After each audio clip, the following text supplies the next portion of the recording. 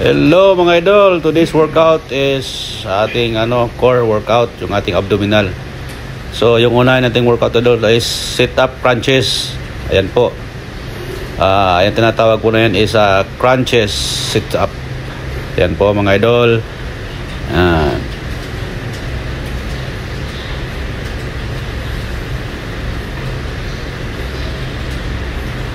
Right, continue lang tayo mga idol sa ating crunches sit up. Gawin mo yan mga idol, at least 20 reps, 3 sets every day.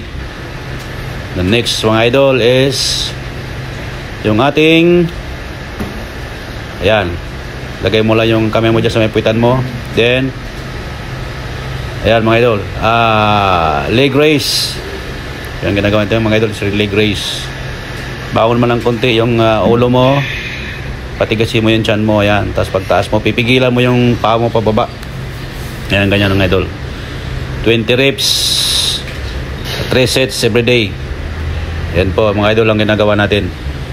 Pipigilan mo lang yung paa mo pagbaba, straight. Huwag mo siyang ilapag sa sahig, straight lang.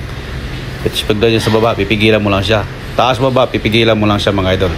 Bangon mo lang konti yung ulo mo, patigasin mo yung tiyan mo. Ganyan lang po mga idol. Gayahin nyo ako sa gusto magpapayat, gusto magpalit ng tiyan, so magpawala ng bilbil. Ayan, gawin nyo yan mga idol. Gusto magpalit ng tiyan, do this at home. Right, next workout is ayan, sa side naman mga idol. Ayan, tinuturo ni Bato. Right, touch heels. Yan, ganyan mga idol. 20 reps each side. Ayan mga idol, so 20 reps each side mga idol. 3 sets din yan mga idol, gawin yan 3 sets every day. Ayan, pampaliit ng ating side para matanggal yung mga bilbil dito sa tagiliran natin mga idol. Ganyan lang mga idol, gagayahin nyo lang yan, simple lang yan. Bangon mo lang ng konti ang ulo mo, patigasin ang katawan mo, and then i-touch mo yung heels mo kabilaan mga idol. Okay, next workout is roller abs. Yan mga idol, ito medyo